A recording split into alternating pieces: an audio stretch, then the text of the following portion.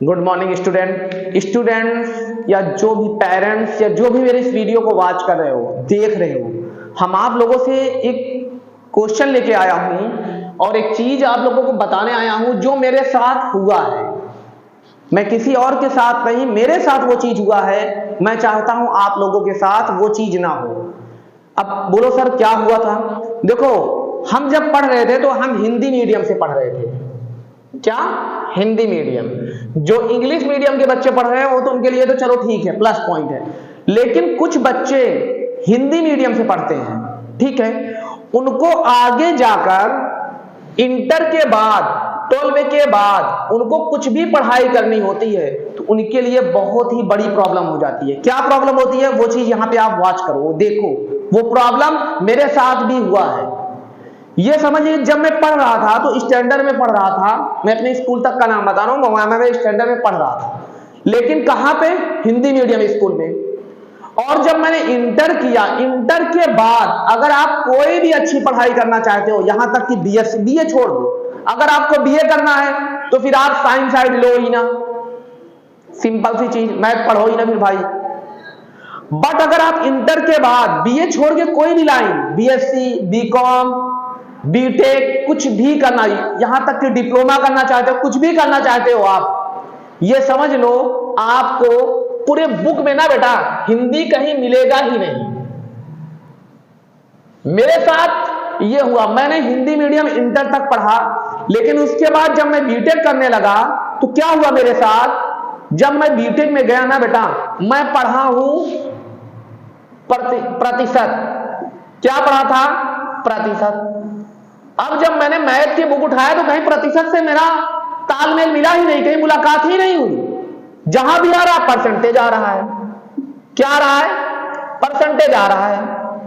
तो इससे ये होता है कि जो क्वेश्चन हमको आता रहता है वो क्वेश्चन भी हम नहीं कर पाते, नहीं समझ पाते।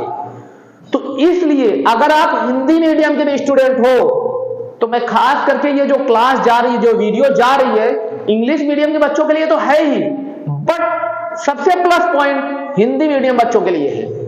अगर आप इंटर के बाद अच्छी पढ़ाई करना चाहते हो, इंटर के बाद यानी 12वीं के बाद कुछ भी नया करना चाहते हो, कुछ भी अलग करना चाहते हो, यानी बीएससी, बीटेक या कोई भी अच्छी एजुकेशन लाइन में जाना चाहते हो, तो प्लीज, हम ये नहीं कह रहे हिंदी मीडियम आप मत पढ़ो, पढ़ो, बट कोई भी टॉपिक, चाहे मैथ का हो या साइंस विज्ञान का हो या कोई भी सब्जेक्ट का टॉपिक हो, प्लीज उसकी इंग्लिश को भी आप ध्यान दो। जैसे साइंस में आप पढ़ रहे हो गति, तो आप इसकी इंग्लिश को भी ध्यान दो कि इंग्लिश में इसको क्या कहते हैं? मोशन कहते हैं।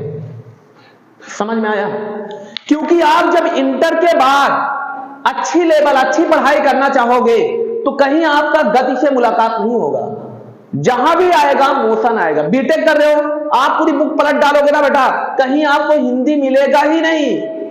कहने का मीनिंग, आप इंटर तक टॉप लेवल के स्टूडेंट हो, बट अगर आप इंटर के बाद अच्छी एजुकेशन लाइन लेना चाहते हो, कोई भी बीएससी, बीटेक या डिप्लोमा कुछ भी करना चाहते हो, तो प्लीज ये चीज ध्यान दो, आपको हिंदी नहीं मिलेगा। वो आप चाहे हिंदी मीडियम के स्टूडेंट हो चाहे इंग्लिश मीडियम के स्टूडेंट हो, आपके पास एक ही ऑप्शन रहेगा, आपको इंग्लिश ही पढ़ना पड़ेगा ही।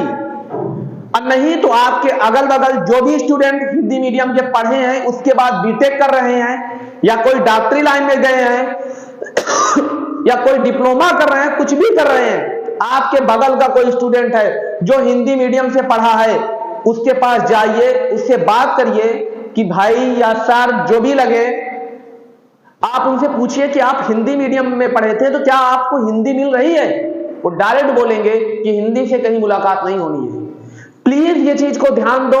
जो मेरी क्लास बनती है, इस चीज को ध्यान देके बनती है कि आप लोग अगर हिंदी मीडियम के हो तो प्लीज आप चाहे जहां से पढ़ो, मैं ये नहीं कह रहा हूं, बट आप जो भी हिंदी पढ़ो उसकी इंग्लिश भी कम से कम टॉपिक नेम तो पता होना चाहिए।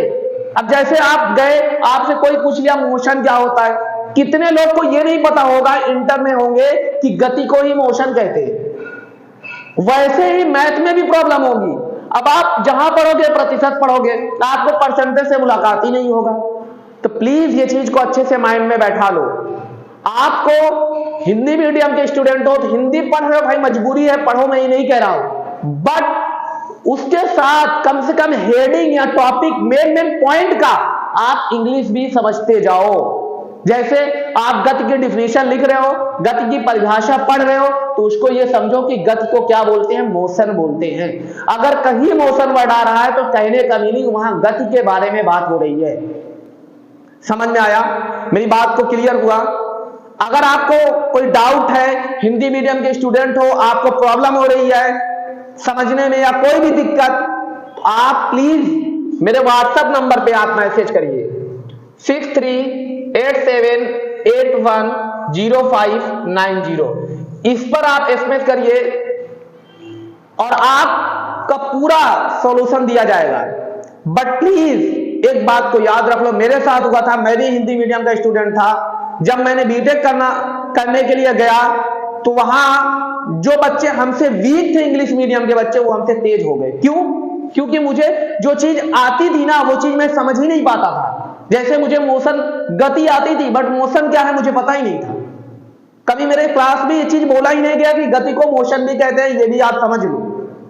तो प्लीज आप हाई स्कूल के हो, इंटर को हो, 8th हो, 9th हो, किस क्लास के हो, बट आप जो भी चीज पढ़ रहे हो उसकी इंग्लिश भी कम से कम, कुछ नहीं तो उस टॉपिक का नेम तो समझते जाओ और कोशिश करो कि इंग्लिश को आप इंग्लिश में ज्यादा समझो।